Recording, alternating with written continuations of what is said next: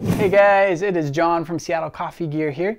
We are not in the commercial kitchen today, we are in the studio. We're doing a more home-focused video. We're talking about how to dial in a grinder.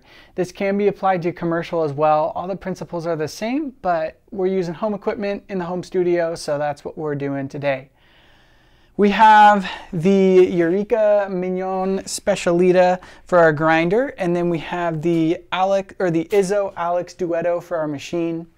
We are using the Dogwood Coffee Snow Emergency, their holiday blend for espresso. Well, why don't I talk a little bit about what it takes to dial in and what we're going to be actually focusing on today. So this is going to be a little bit more of a rudimentary approach. We're not going to be getting into the nitty-gritty of brew ratios and all the more technical details.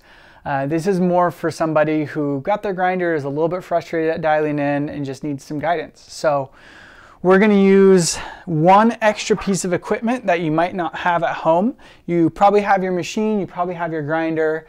You may not have a scale. A scale is going to make it a lot easier to dial in. We're not going to get incredibly technical. There's two main factors when it comes to how long a shot pulls for, which is what we're looking for. The shot time affects the flavor of the shot. Shot time and volume affect the flavor of a shot. So we're looking for 1.5 ounces of espresso in about 25 to 30 seconds. The time factor is affected by how much coffee you're using and also how coarse or fine that coffee is. So being able to eliminate one of those variables with a scale by using the exact same amount of coffee each time is a big factor with that. And on that note, I prefer using a double basket, which is what this is. This is a little bit smaller. Typically, if you're using a double basket, you're using somewhere between 16 to 18 grams of coffee. I'm going to shoot right in the middle at 17 grams and try and keep it right at that same for the whole thing. So that way I'm not making two adjustments and trying to keep track of all these variables. It's just a little bit easier that way. So that's all the basics. Why don't I get started and we'll talk about it. We're going to start by tearing out our portafilter.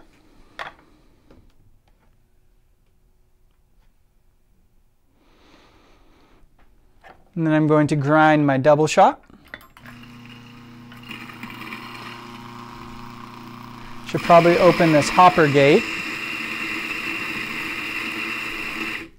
Why don't I just redo that?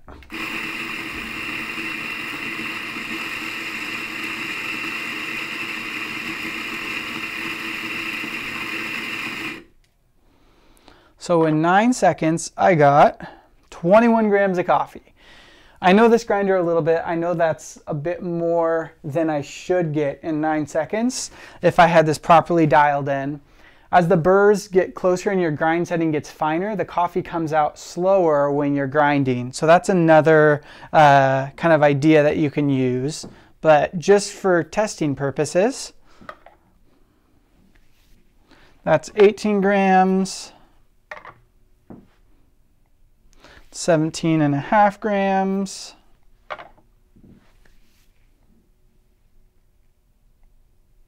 And that's right about 17. I can already tell this is a little bit too coarse, but we will test this anyways.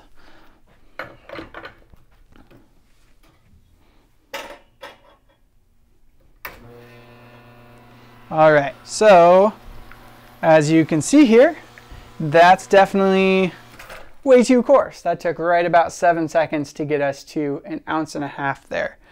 So to slow that down, I'm gonna have to fine up my grind setting. Now let me dump this.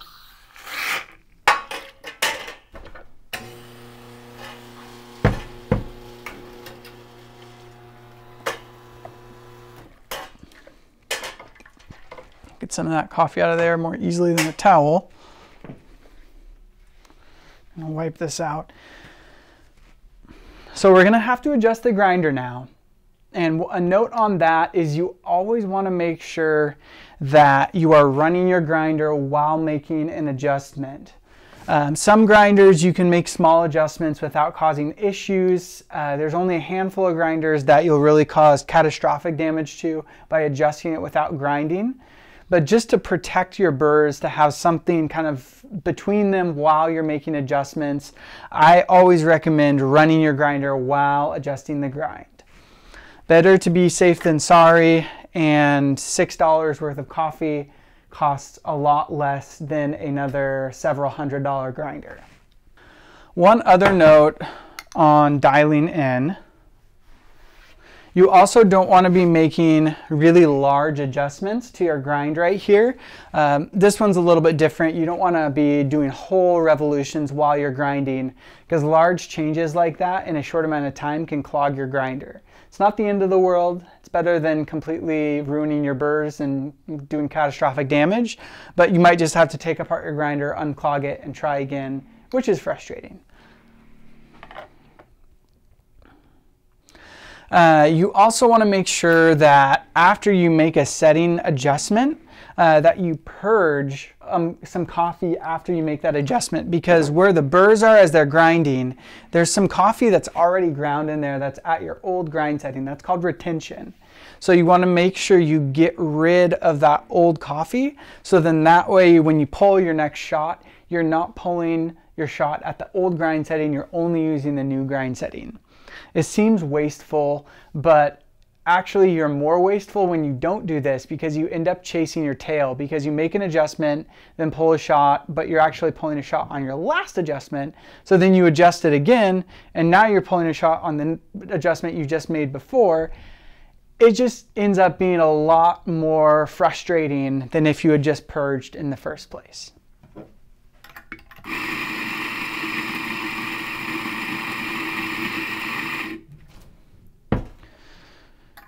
And I'm going to leave this at 9 seconds, and we will see what I get out here.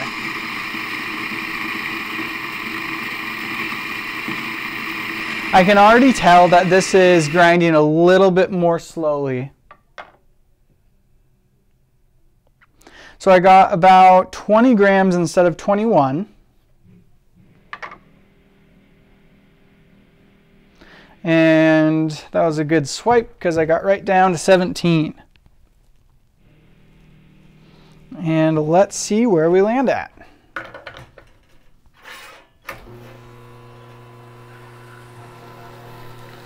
That is really flying out of there. So I'm still about at 7 seconds. Looks like I just need to make some larger adjustments. We'll go ahead and time lapse this part while I'm adjusting that grinder out.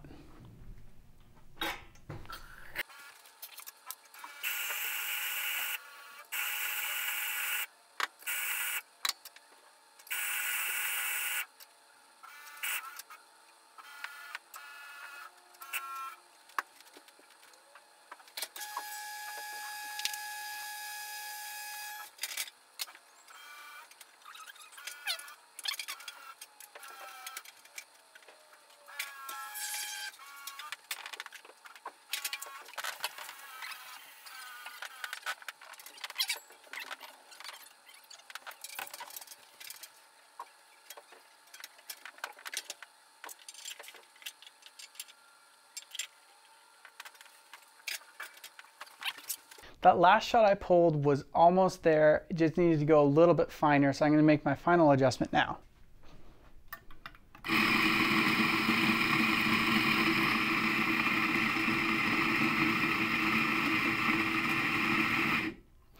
That was such a small adjustment, and I made it early enough that I got my purge done during that grinding cycle. I just made my final adjustment to the grind setting here. I'm pretty close to where I think I should be. This is still at 9 seconds. If you remember at the start of the video, in 9 seconds, I got 21 grams. We'll see what I get now.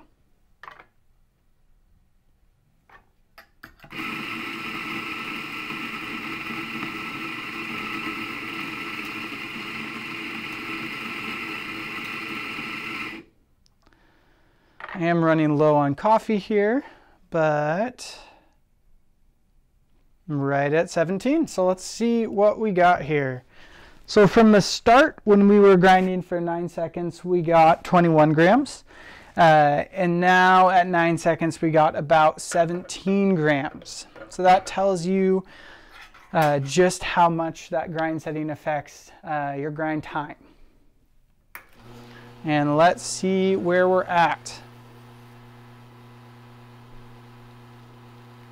Okay, this looks pretty good. Just based on the time that that shot dropped at, I think this is going to be a little bit fast. And I was right. So about 20 seconds. So I just need to go a little bit finer on that grind setting there. I'm going to go ahead and taste this to see where we're at for this.